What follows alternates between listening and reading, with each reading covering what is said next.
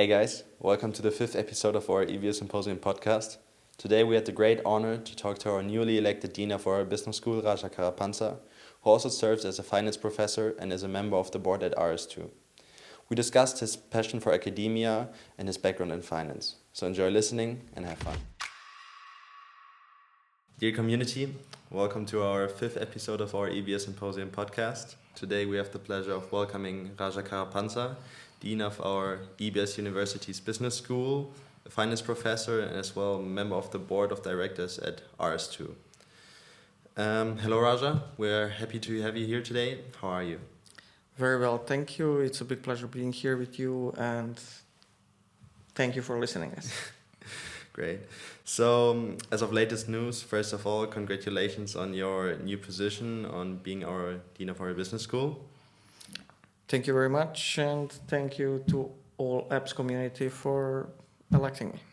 Perfect. So, Raša, first of all, we're interested in how did you get into this position? You have been part of our university for a long time, especially in the finance part. And one has to say your journey has been quite successful at EBS. You have been elected as a student's favorite professor for 10 times already. What made you want to take one step further and become dean of our business school? I have been at EBS for now almost 15 years. In September it will actually be 15 years, and I started my journey here as an assistant professor or junior professor, as you call them in Germany. And it all started in 2009, where I was there's a big job market meeting for professorships in finance called American Finance Association meetings. In 2009, this took place in San Francisco. Okay. And I was interviewed there by many places. I had 20 flyouts, and EBS was one of the schools that was interviewing me there. And, it was a competitive job market, and I chose to come to EBS. I had flyouts literally from Vancouver to Australia, and I decided to come to EBS. And then for the last 15 years, I have been teaching here finance. So actually every student that studies in a bachelor's degree has to take my Finance 101 class. And over the last, 15 years, I think 10, 12, I don't even remember how many times I have been elected for the Classroom Excellence Award. And I'm really proud of it, actually. I think that, people often ask me, okay, but how do you do it? Well, I think students love structure. Students like very structured and fulfilling lectures and like lots of work. And when it comes to giving out good lectures, I think it's really about working and preparing and providing lots of structure and support, being responsive. Yeah. I mean, you guys have been in my classroom, and every semester I answer roughly 600 to 800 emails just when it comes to emails, and response times are less than, on average, less than 30 minutes. So I think this requires dedication and passion. Definitely. And I really love teaching, and I think that, it was about that. Now, when it comes to the next step, I think that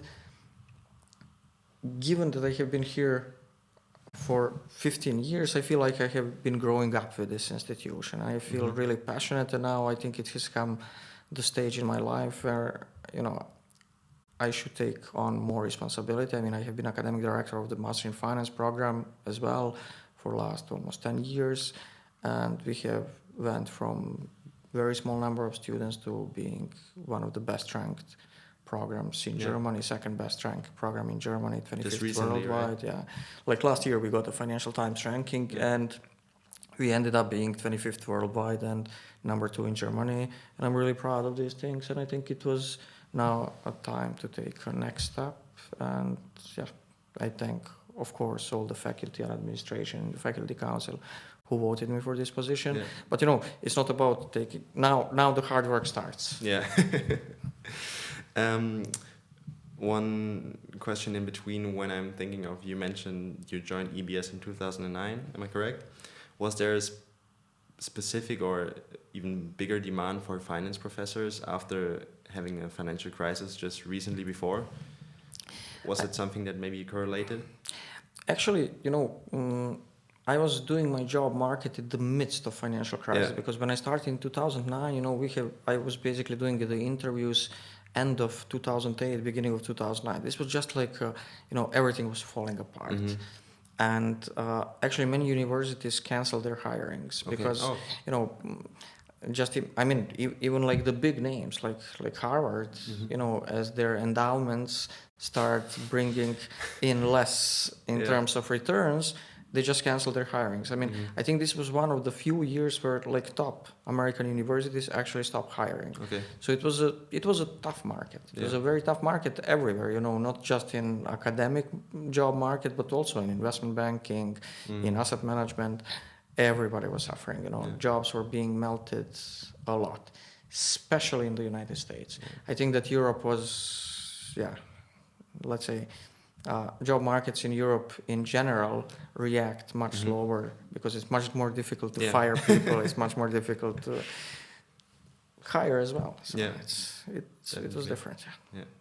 Okay. But then taking a few steps back, looking at your academic journey, you started in a completely different field, one can say, astrophysics, right? Yeah. Was this something you were keen on pursuing a career in initially, or where did this come from? To be honest, I was a big geek when I was young, and I was always interested in math and physics, and astrophysics ended up being one of my passions back then. And I ended up in finance almost by a coincidence. There was some Institute of Physics lecture, and there was a professor who had both PhDs in finance and physics, and that got me interested. And I think finance and physics are actually very much overlapping fields. Often we do the same things, but we call them by different names. Just to give you an example, one of the most important and Nobel Prize winning equations in finance, called Black-Scholes equations, is actually just a heat transfer equation from physics, and actually people that have derived it and applied it to finance, like one of these guys was a physicist. So many of the problems that we observe and solve in finance, tools have been developed in natural sciences. And in principle, when you study physics, astrophysics, this is all more or less math, but in finance as well. Yeah. And this is how it all started. And I can also give you one anecdote. And this kind of helps me nowadays, especially in Germany, because I think that Germany, for one very specific reason, looks, probably for some historical reasons, looks down on fields like economics and finance. And I find this almost inappropriate. I still remember one anecdote. I was taking a train from Frankfurt to Berlin, and there was a person sitting next to me, and we were talking like for 3-4 hours. And we had a great conversation. And towards the end of the trip, the person asked me, "So what do you do?" And I tell him, I'm in economics. I'm a finance person. I do finance. And he tells me, "But why? You seem smart. Why aren't you something useful like an engineer?"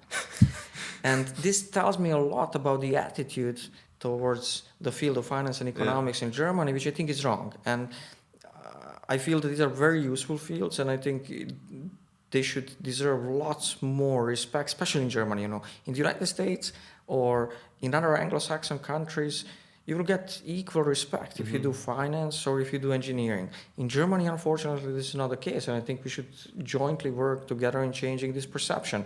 At this particular case, I actually felt like, I should say something, but I'm also astrophysicist, like just to have a justification to say something. But yes, I started in astrophysics, and I think we are living in times where people will be changing their fields of expertise and know-how much more than they used to before.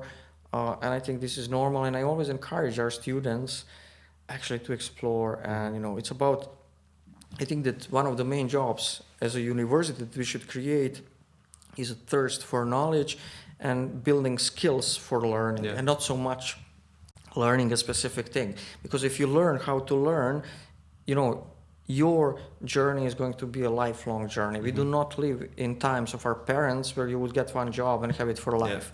These times are over. Like, we need to learn constantly. Like when I teach some courses nowadays, like a fintech course. Yeah. I mean, it changes every year. Like, Yeah. I mean, we have now started learning about how large language models work, applying them in the classroom. And, you know, this was unimaginable not 10 years ago. This was unimaginable year and a half ago. Year and a half ago has completely changed this course. And this is going to be even more prominent in the next 10 years. Yeah. So be bold, change the fields. There is nothing bad about changing. You know, of course, I'm not saying, you know, you should study finance and then just overnight switch to, I don't know, painting, which is fine. Nothing against painting, don't get me wrong. This is perfectly fine profession. But, you know, be open. Like, changing fields is good. Oh, that's great. I think that's something people also should be more open to, because many people, I believe, are scared of making a change and then being judged or anything, but great advice.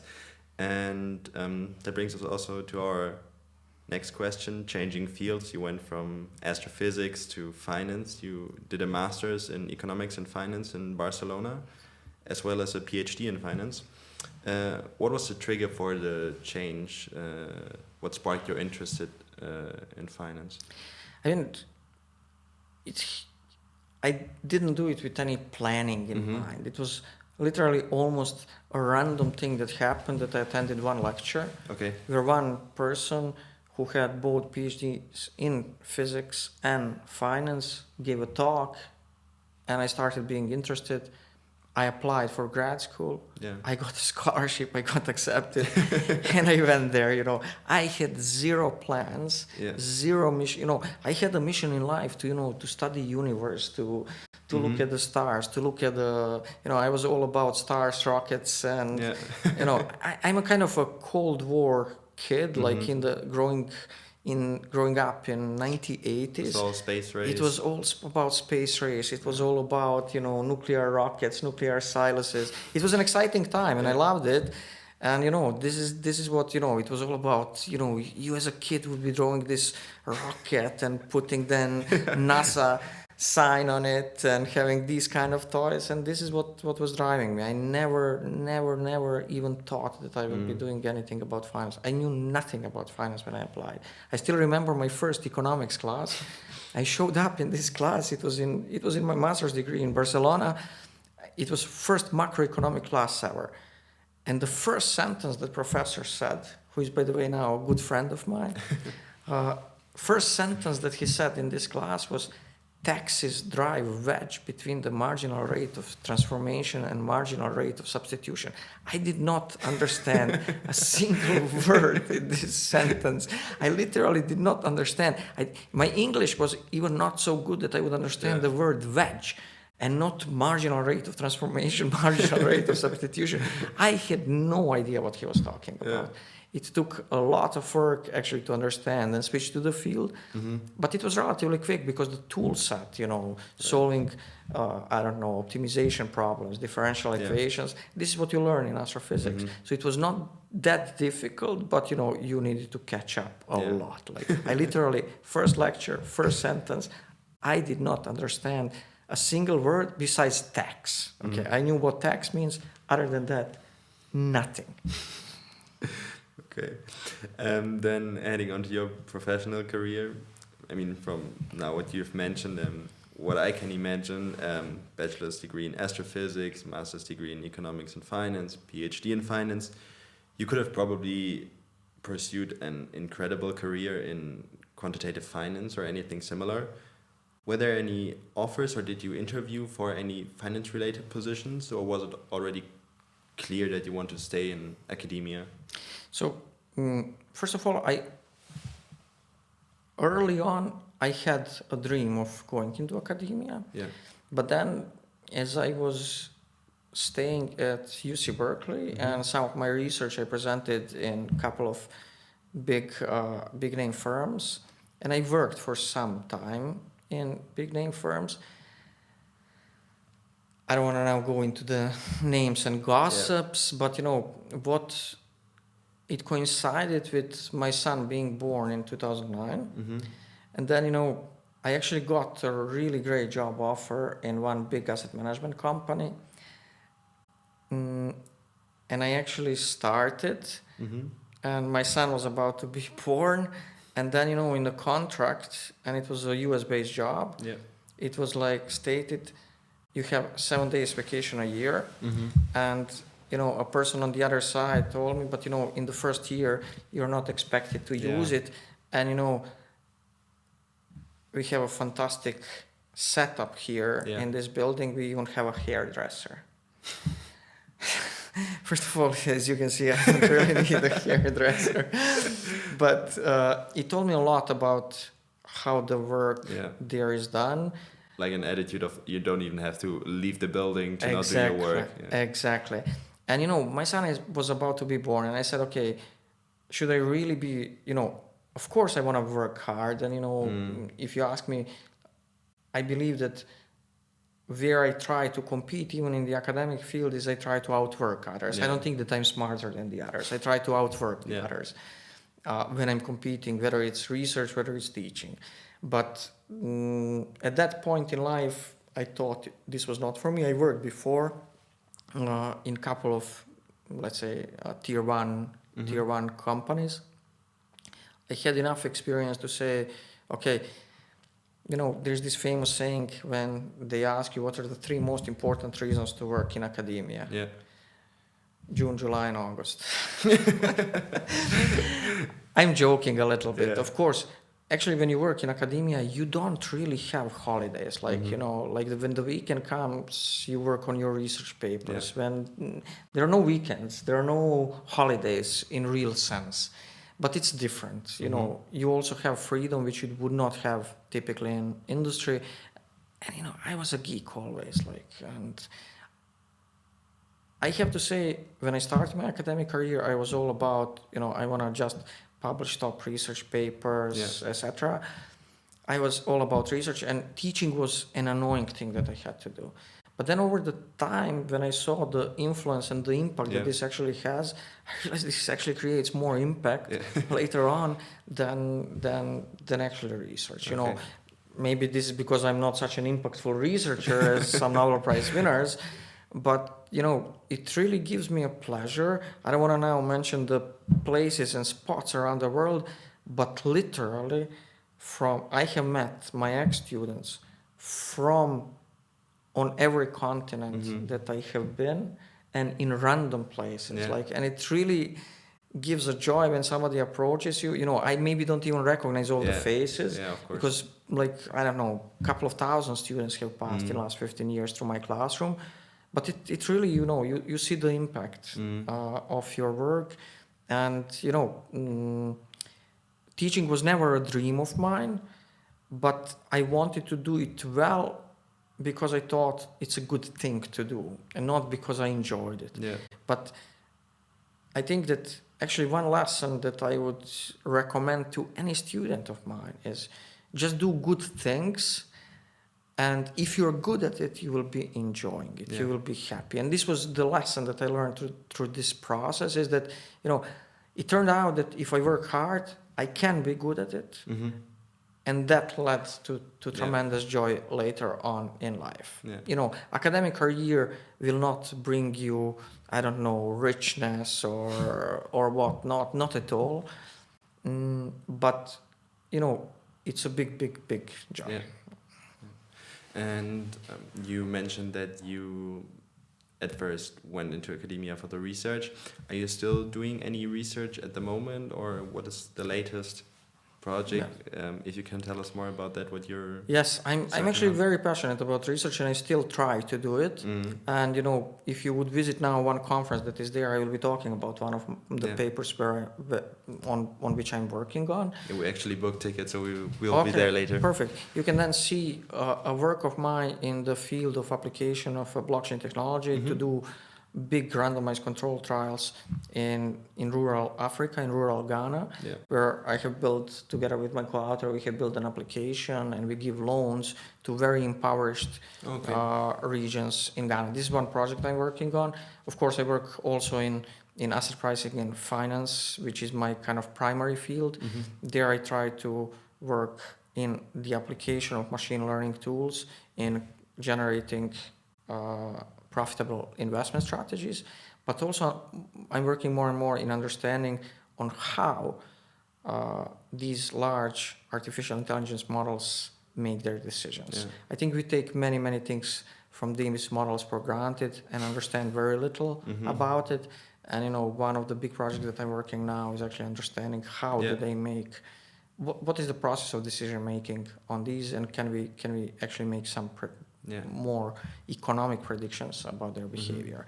People will even ask them, what should I invest into, or some companies appoint artificial intelligence models on the board of companies as kind of an advisor, but they understand very little about actually what is the risk appetite, for example, of these models. Yeah, but how does this whole research process look like? Because when I think of a researcher at a university, I have never actually thought about this whole process. How does one come up with a topic he wants to do his research on, or how does this whole process look like, and how long does it even take to do like one research paper or anything?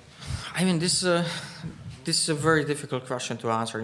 How do we generate ideas? I don't think that we as humans really understand that very well. These are some processes happening in our brains, but also in interactions between the people. I think, at least for me, the most important process for generating ideas are actually interactions with other people, which I try to interact with people that are smarter than me, and there are many of those. And in these interactions, we come up jointly with some ideas that we try to implement. Now, there are different types of research in economics and finance. There are those where you are very, very lonely, where you are basically just sitting in your room, coding on your computer, or solving the equations, or building up some kind of theories. But there are also those where you interact with lots of people. Like, for example, in this project in rural areas of Ghana, we are interacting with like 7,000 farmers. If somebody told me that I will be running like a big storage facility as a finance professor for maize in rural Kumau districts of Ghana, I wouldn't believe it, But there are paths in life that are totally unpredictable, and these are one of those. Okay, yeah. And you're not only our newly elected dean and finance professor, but also a member of the board at RS2. It's a global payment processor. Can you tell us more about what RS2 does and what your current position there entails?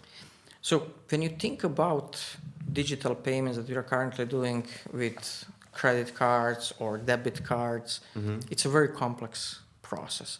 So think about it when you just touch your card at a payment terminal, what happens behind it. At the end, you're thinking about it, okay, there's this MasterCard or Visa or Amex or whatnot logo on it.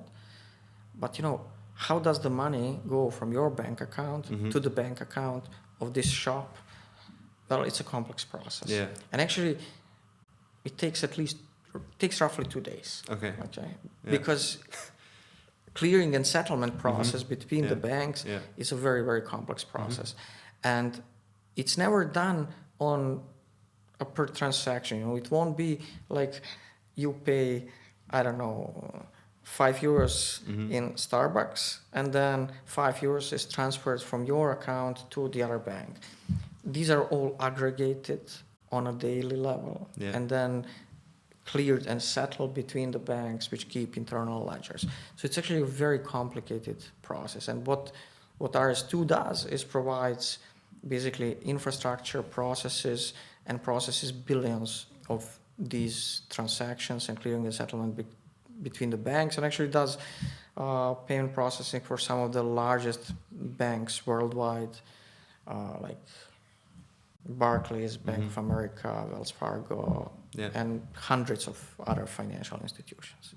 I probably shouldn't be mentioning and talking about the names. But, Okay. And your position as a member of the board? So in RS2, I serve as on the board of directors and also on the audit committee. Okay. So these are two functions which I take active participation in, and board is ultimately responsible to supervise the executive branch of the company. Yeah. And it's I would say, very responsible work. It's a publicly listed company, and there's lots of regulation in financial industry. Of course. And audit committee and the board play a very, very important role from protecting the small shareholders to making sure that everything runs by law, closing the accounts, approving the budgets, approving any bigger decision that is being made. So it's a complicated process where basically board is there to interact, work together, but also to some extent supervise the executives, and on the other hand side protect the shareholders' interests in the company. And I think that this is interesting. Also, we discussed this a lot in our finance classes. And I think that honestly this is a field where Germany specifically, I believe, should improve dramatically. Because and if you look into the space of the US companies, boards there, I would say, have much more independence. Well, I think that in Germany, one of the issues that the German economy is actually having is this lack of independence of the boards. Board members are usually people who make their living by being members of the board. And I think that this is tricky because then, their decisions depend on whether they're going to get a salary or not. As long as you're in that position and you're not really independent, you will not be really supervising an executive branch. Like we have seen, for example, in the United States, where you have a board of directors, we're on the board of Apple for some time, you have had high-level executives from Google. This is almost unimaginable in Germany. And, we have seen situations where, without again mentioning names, I don't want to end up in court, but we have seen large German financial institutions in financial crisis of 2008 that went down in value for almost 90%, never recovered, and people stayed on the board. Like, how is that possible? There is literally almost no consequence for destroying one of the leading financial institutions in Germany. Like, zero consequence. I just don't know how this can happen. And I think that if I could change one thing within German board structures, it would be like board should be more independent. Board should be able to speak out. Board should actually proactively control the executive to do the right things. And I feel like it's vice versa. I mean, we have seen some very, very unusual M&A deals of large scales happening in Germany because of this, where it was obvious that a large German company acquiring another large American company will get in trouble because of that due to large court cases without mentioning names. But this passed through because executive was controlling the board. And it should be actually the opposite. And control of the boards is a weak point within Germany. I mean, to me it sounds like a huge amount of work you have to do there. And with your extensive background in academia and industry, how do you even balance between those two? Like, how do you find even the time for your family life, professional life, and then now here's your new position as dean? How do you balance all that? I mean, I don't sleep. Now, jokes aside, I mean, look,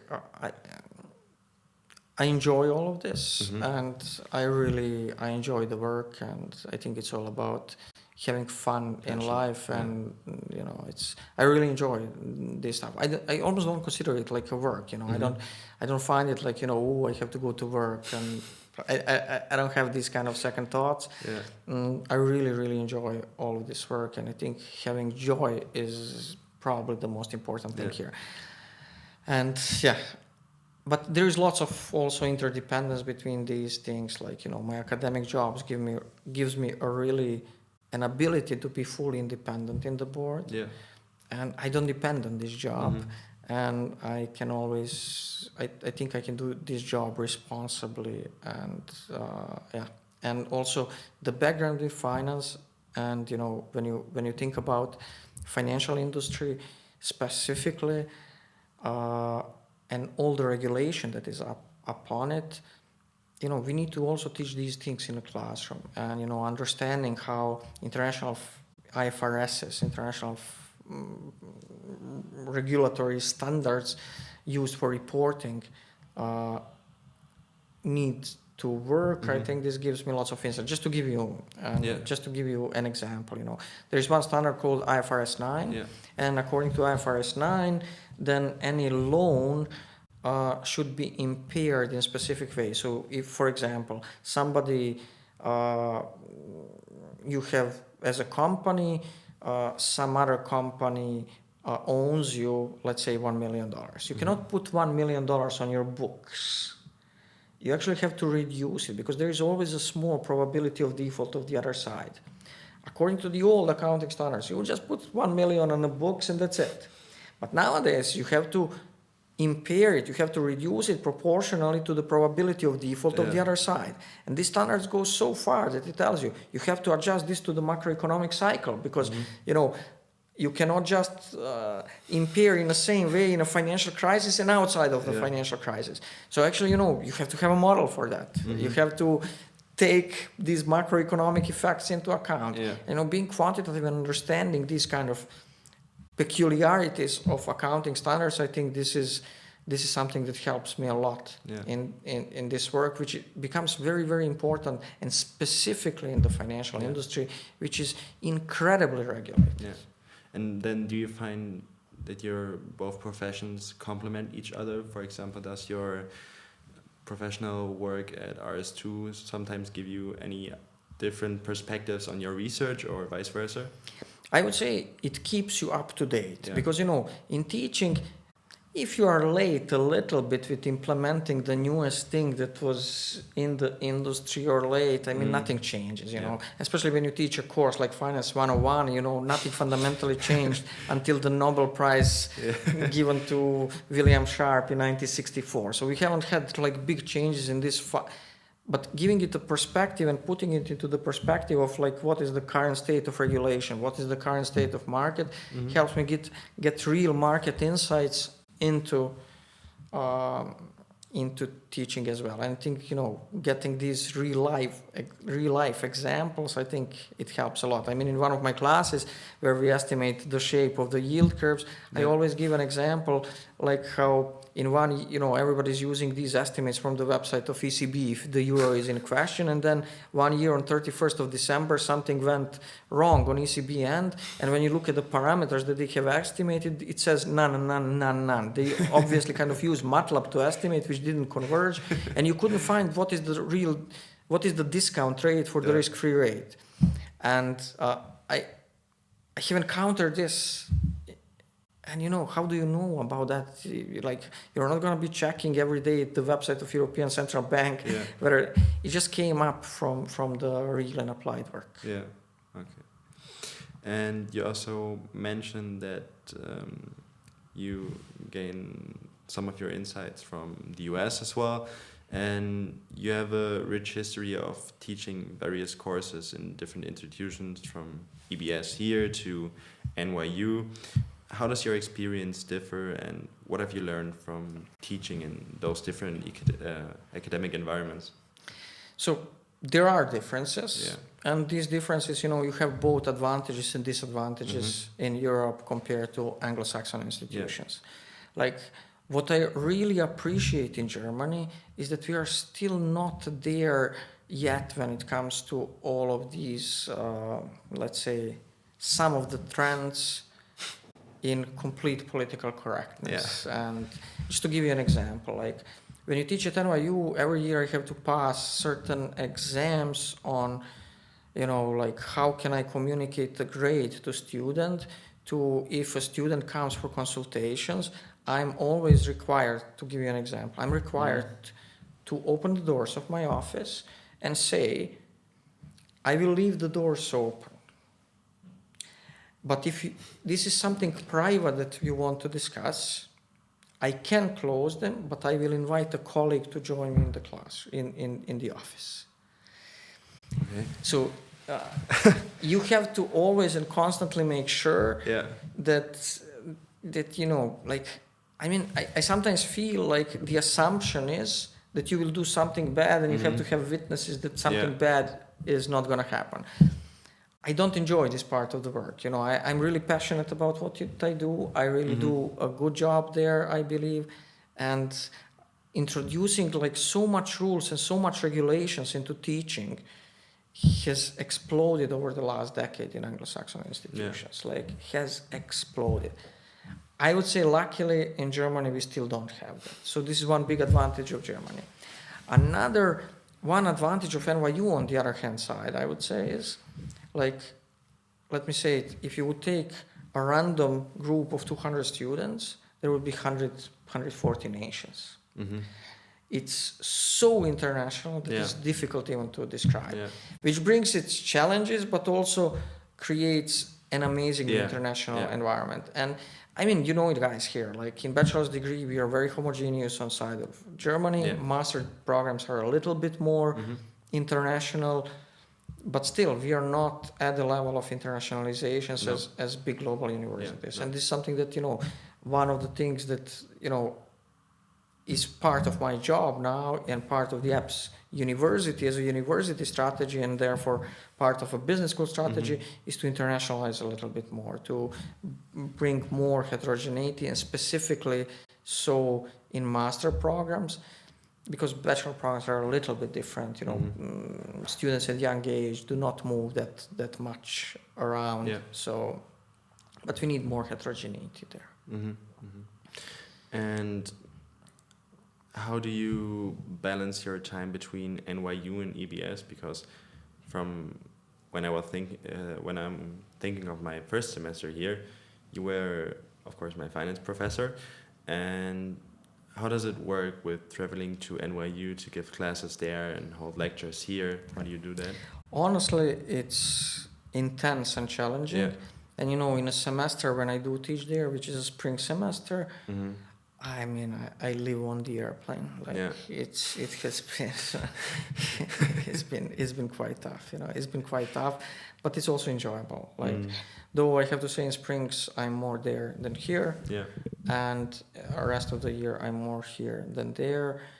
And I think this gives me lots of global perspectives, which I really, really enjoy. And as long as I can do it, I will try to do it, but I have to say it's getting difficult, especially with these administrative positions at EBS, taking the role of a dean. It's getting challenging. I can imagine. And you also, your expertise extends beyond finance, as well as you also mentioned now. Today you're like having a talk about blockchain, and you're also very much into cryptography and programming. How do you stay current with such a broad range of topics, and how do you integrate those knowledge even into your lectures? Like, not only maybe in those more junior courses like the Finance 101, but also more into the senior courses. So I really believe in learning by doing. At least in my case, this is how I learn. Some people learn differently, but I learn by doing stuff. So when it comes to when first blockchain technologies have started, I actually said, look, I can't understand this unless I build something myself based on the blockchain technology. So I started building stuff. And from applications like we are now using in this field experiment in Ghana, I really, I code some of these things. So you did it myself, on your own? Yeah. I mean, not at the end. At the end, we have a couple of people working on it. There is a tech team now working on it. But, the first versions, yes. Actually, first versions, yes. Impressive. So I try to do it myself. This is how I learn. And, if in the 5th semester, I will be teaching a fintech class, if you take a finance specialization. And there we actually develop stuff in coding language called Solidity, which is basically the coding language that these big distributed computers run on. So Solidity was basically, this is a coding language of Ethereum, and then many other blockchain networks implemented the same compatibility and same standards in terms of coding. This is a dominant coding language of cryptocurrencies. and we develop stuff. We develop software using Solidity in the classroom. And I have to say this has changed dramatically from the first year when I was teaching these things. And this has changed a lot, especially with the introduction of large language models. Because nowadays, even students that don't know how to code can develop a working application on top of Solidity using LLMs. And that's what we do. We actually, part of the fintech class is about machine learning.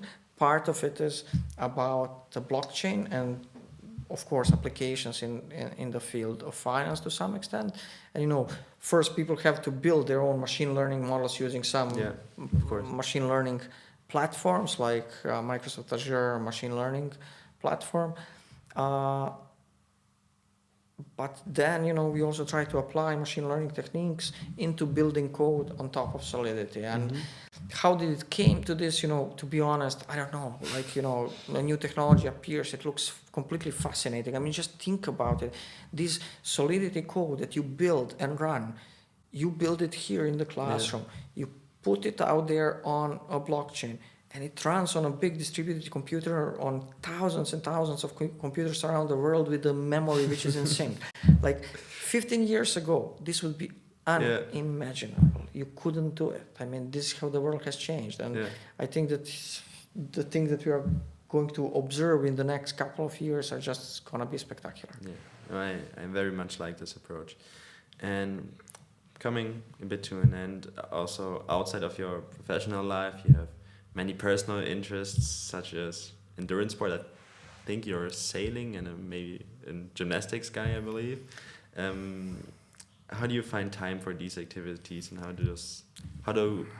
do they contribute to your well-being outside of all those professional activities? I used to do gymnastics when I was a kid, and I used to compete on national levels. And this game is, but soon, like very early on, when you become like 17, 18, you start getting injuries. So this is not a sport that you can really practice. I can still do some things, but this is not something that you can actually do in your 40s like I am now. I do lots of cycling these days. I used to do much more of other endurance sports, but at certain age, injuries start preventing you to do certain activities. And cycling, I think, is very safe and good. And I think, every hour that you spend exercising gives you, I would say, probably 2 hours of productive time during the day. And I really try to stay active. And, currently one of my most active things that I do is cycling. I used to do, for example, tennis a lot, but tennis is also a very impactful sport, like lower back, like joints, like it starts hurting, it starts hurting. I always remember, one of the NBA players, they tend to retire like in 30s, okay, like usually. I mean, some play longer careers. And one of them was telling, when he was in his 30s, he says, I would wake up every morning and then, I have to tie my sport shoes and go into training, and every bone in my, body hurts. Like when you're on such an intense trainings like professional athletes, I mean, it really hurts, but you have to do some sports. There is always this trade-off, some amount of sports helps you, some amount is pushing you over the limits. I try to do my best to stay fit, because yes, it takes time on one dimension, but on the other dimension it also gives you time. And I like one of my now we are here on a podcast, but one thing that I do a lot when I do cycling is I listen podcasts. Like I think I have over the last couple of years listened so many podcasts, like from my favorite Capitalism. High recommendation that if you're interested into finance, like very good podcast on finance by Luigi Zigales from University of Chicago, to, I don't know, like health hacking, like Huberman's Lab, or I also like Lex Fridman. There are many podcasts that I like, long list, but I cycle, listen to the podcast. And this gives me also, it clears my mind while doing that. And I would say if you do it regularly, it gives you more energy throughout the day. And I think it's it's something everybody should do, and definitely. some type of sport. I don't know what kind of sport. People have different preferences. I'm currently very much into cycling, but this has changed over time. Mm-hmm. I started from high impactful sports like gymnastics. I just can't do that anymore. Yeah. I played tennis quite a bit, but I can't do that anymore. Yeah. Like elbows hurts, joints hurt. Yeah. You start getting injuries. I think everybody should choose what is appropriate for their stage in life. For me, currently, it's cycling. Okay. I don't have any pain. Great. I can do it. I enjoy it, and I love it. Perfect. And finally, as someone who has achieved so much in academia and professional spheres, what advice can you give to students that listen to this podcast or young professionals who aspire to follow a similar path as you? I think there are a couple of important things. One important thing is work hard. I think hard work pays out at the end. Mm-hmm. And as long as you're